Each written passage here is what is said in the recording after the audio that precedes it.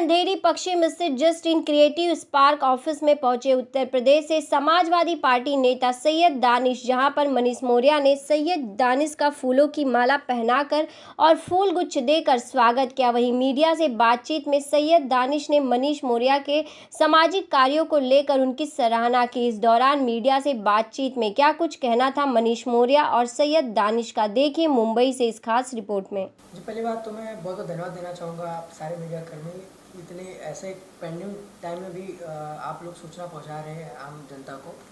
मैं दानिश जी को बहुत दिल से आभार मानता हूँ कि उनकी जो थॉट है, जो इनको राजनीति में आने का, जो लोगों की सेवा करने का मौका है, ये चाहते हैं। इसमें टांडा ज़िले से विधायक प्रत्याशी हैं और मैं इनके लिए बस शुभकामनाएँ देना चाहूँगा। और मैं चाहूँगा कि दानिश भाई विजयी हो, वहाँ से लोगों का, जनता का प्यार मिले, सम्मान मिले और ये जनता के लिए कुछ करें। तो दानिश जी, आज आपका मुंबई आना हुआ, क्या वजह रही? क्या आप घूमने की वजह से या फिर कोई और वजह रही जिसकी वजह से आज आपका? नहीं, घूमने का तो इस वक्त अभी टाइम ही नहीं है, क्योंकि इलेक्शन का जो है ज़्यादा टाइम तो है नहीं, 4 से 5 महीने हैं।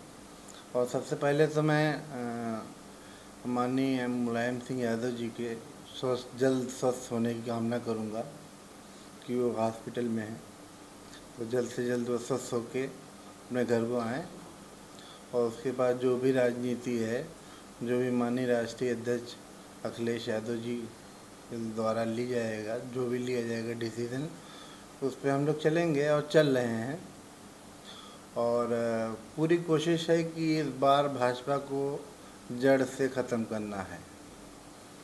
और पहलवान जी के अंदर एक चीज़ थी, मरूम पहलवान जी के अंदर, कि अगर एक मोटरसाइकिल वाला भी चौराहे पे कोई एसओ या कोई बड़ा अधिकारी उसको पकड़ता है, तो कोई भी अगर पहलवान के पास, विधायक जी के पास एक फ़ोन कर देता था कि विधायक जी मेरी मोटरसाइकिल पकड़ गई है, तो विधायक जी के अंदर एक चीज़ बहुत बड़ी चीज़ थी कि वो फ़ौरन उस पर रिएक्शन करते थे। हाँ, दो फ़ोन दो, हाँ भाई कौन कौन बोल रहा है, कौन अधिकारी है, कैसे क्या है, छोड़ो भाई, सब घर के हमारे लड़के हैं। तो अब टांडा की जनता वो रहे नहीं। और मैं नहीं समझता कि टांडा में अभी इस तरीके का कोई नेता है। नेता जो भी हैं, एक आध नेता हैं तो बहुत ज़्यादा जज्बाती हैं। तो अभी मैं किसी के ऊपर कुछ टिप्पणी नहीं करना चाहता। राजा बनकर राज करना चाहते हैं या एक समाज सेवक बनकर आप जनता के बीच राज करना चाहते हैं? मैं समाज सेवक बन के जनता के बीच में काम करना चाहता हूँ। और मैं ये चाहता हूँ कि जिस तरीके से औरतों की आवाज़ को दबा दिया गया है, खास करके मैं यूपी को लेके बोलूँगा, औरतों की आवाज़ को दबा दिया गया है कि औरतें बाहर निकलती, जैसे 10-12 साल की लड़की हुई, उसके बाद ये माँ बाप कहते हैं ना बेटा बाहर न निकलो, वरना जो है कोई हाथ लगा देगा या कोई ये ऐसा कर देगा। तो इंशाल्लाह मेरी पूरी कोशिश रहेगी कि मैं इस पे सबसे पहले काम करूँगा कि इस पे एक मेरी टीम का गठन होगा।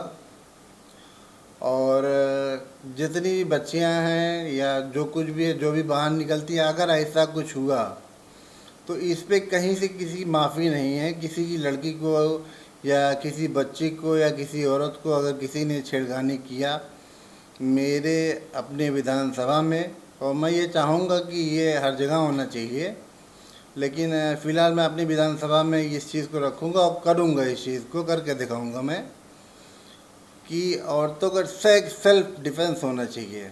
नहीं, हाँ, इसमें मैं एक चीज़ कहूँगा जनता से, पूरे प्रदेश की नहीं, पूरे हिंदुस्तान की जनता से मैं कहना चाहूँगा कि इस चीज़ में जो हमारे प्रधानमंत्री नरेंद्र मोदी जी ने कहा है कि उचित दूरी बना के रखें, मास्क पहन के रखें और हाथ को बार बार धोते रहें और बच्चों को ज़्यादा बाहर ना निकलने दें। और ज़्यादातर अभी तो पढ़ाई के नाम पे स्कूल तो खोलना ही नहीं चाहिए। जिस तरीके से स्कूल बंद है तो स्कूल अभी बंद ही रहना चाहिए जब तक ये ख़त्म नहीं हो जाता।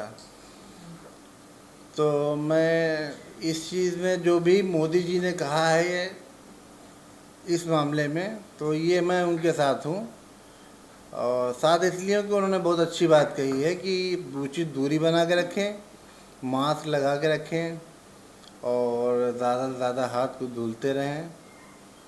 तो जो उन्होंने गाइडलाइन जारी की है उसको सबको पालन करना चाहिए। देखिए, हमारा कहना एक ही है कि हम किसी पार्टी को चूज़ नहीं करते, हम किसी संस्था को चूज़ नहीं करते, हम एक आदमी को चूज़ करते हैं। जब हम वोट देने जाते हैं तो हम अपने कैंडिडेट को हमें देखना चाहिए कि वो कैंडिडेट कितना काम करता है, चाहे वो बीजेपी हो, चाहे वो सपा हो, चाहे दूसरी पार्टी हो। लेकिन क्या होता है कि पार्टी एक हमें नेता को एक आधार देती है काम करने के तरीके को। तो पार्टी भी एक अच्छे विजन से चलनी चाहिए, क्योंकि जब पार्टी अच्छे विजन से काम करेगी तो हमारे जो कार्यकर्ता हैं, जो हमारे नेता हैं, वो अच्छे से काम कर पाएंगे। तो बेसिकली मैं जुड़ना चाहता हूँ, मैं किसी से भी जुड़ा हूँ तो मैं इंसानियत को देख के जुड़ता हूँ, न वो पार्टी कौन सी है उससे मुझे कोई मतलब नहीं रहता है। अगर दानिश भाई हमारे साथ जुड़े हैं, अपने कॉन्स्टिट्यूंसी में लोगों को, जनता तक, जो गरीब से लेकर अमीर से लेकर सबकी एक सपोर्ट करें और अपने जो टांडा जिलों को एक विकसित गांव, विकसित डिस्ट्रिक्ट, विकसित सिटी बनाएं, वो हमारी शुभेच्छा रहेगी, वो मेरी कामना रहेगी, आभार रहेगा। और बस वहाँ का भला हो और ये सिर्फ टांडा तक नहीं रहे, दानिश जी पूरे उत्तर प्रदेश में जाना जाए, ये हमारी कामना रहेगी। जिस तरह से आप लगातार काम करते देखे जाते हैं, लेकिन कोविड के होने से क्या लगता है कितना फ़र्क पड़ रहा है बॉलीवुड को लेकर, फैशन शो हो, इंडस्ट्रीज हो, इस पर कितना फ़र्क पड़ा है? और आपकी आगे किस तरह की तैयारी है कि जब ही जैसे ही कोविड ख़त्म होता है तो मनीष जी क्या कुछ नया प्रोजेक्ट लोगों के सामने लेकर आएंगे? जी, पहली बात तो जी हमें बहुत मतलब मन में बहुत दुख भी होता है कि हम लोग इस कोविड को पूरे ईयर्स को हम लोग डिफेक्ट कर रहे हैं। इससे पूरी इंडस्ट्री हमारी इफेक्ट हुई है। जितने भी हमारे जो वर्कर्स हैं, चाहे लाइटमैन हो, चाहे कैमरामैन हो, चाहे कोरियोग्राफर्स हो, बेचारों के पास आज काम नहीं है, काम है तो लेकिन कर नहीं सकते, तो उनके लिए हमारा पूरा सपोर्ट रहता है। हम चाहते हैं कि भाई उनको फूड किट भी प्रोवाइड करें, उनको जो भी हमारे से हेल्प हो सके हमारे फाउंडेशन से हम हेल्प करते हैं। और ये जैसे ही कोविड ख़त्म होता है तो मैं चाहूँगा कि फिर से बॉलीवुड उभर के अच्छा काम करे, चाहे फैशन इंडस्ट्री हो, चाहे इंटरटेनमेंट इंडस्ट्री हो, चाहे वो नॉर्मल जो वर्कर्स हैं हमारे, सबके साथ अच्छा हो। बस यही हमारी कामना रहेगी और कुछ बड़ा करेंगे। हमारा एक विज़न है बहुत बड़ा, इसमें हमारा एक ही है कि जितने भी हमारे बॉलीवुड से लोग जुड़े हुए हैं सबका एक भला हो और यहाँ पे लोग आके जो नॉन फिल्मी लोग हैं, चाहे वो बिजनेसमैन हो, चाहे पॉलिटिशियंस हो, इस इंडस्ट्री को सपोर्ट किया जाए, क्योंकि एक संदेश भी देता है। उत्तर प्रदेश गवर्नमेंट हो, चाहे उत्तराखंड गवर्नमेंट हो, चाहे दिल्ली हो, चाहे हरियाणा हो, हर एक गवर्नमेंट मूवीज़ पे सब्सिडी देती है बिकॉज ऑफ कि उनके टूरिज्म को प्रमोट करे और वो चाहते हैं कि बॉलीवुड वाले लोग आगे बढ़े। इंडस्ट्री आगे बढ़ेगी तो समाज में एक संदेश जाएगा। तो मेरी एक कामना रहती है कि सबका एक भला हो और कोविड को बस जल्द से जल्द डिफेक्ट कर लिया जाएगा। बस वो सुरक्षित दूरी और मास्क पहनना और वैक्सीन लेना भी ज़रूरी है हमें, और हमें अपनों का ध्यान रखना है और अपना भी ध्यान रखना है, इसका ध्यान रखना ज़रूरी है। इंदिरा गांधी जी ने एक NGO बनाया था डॉक्टरों के लिए, झोला छाप डॉक्टरों के लिए। आज जो भी मंत्री या जो भी नेता इस चीज़ पे लगा हुआ है कि जो भी झोला छाप डॉक्टर हैं उनको हटाया जाए, तो मैं गांव को देखते हुए ये चीज़ को कहता हूँ, गांव हो या शहर हो, कि जो एक रिक्शे वाला है तो मान लीजिए कितना कमाता है, एक दिन में 100 रुपये कमाता है, 150 रुपये, इससे ज़्यादा नहीं कमा रहा है। और जब से कोविड चल रहा है तब से वो 50 रुपये कमाना मुश्किल हुआ है। आप देख रहे हैं सक्षम न्यूज इंडिया, सबसे पहले सबसे तेज।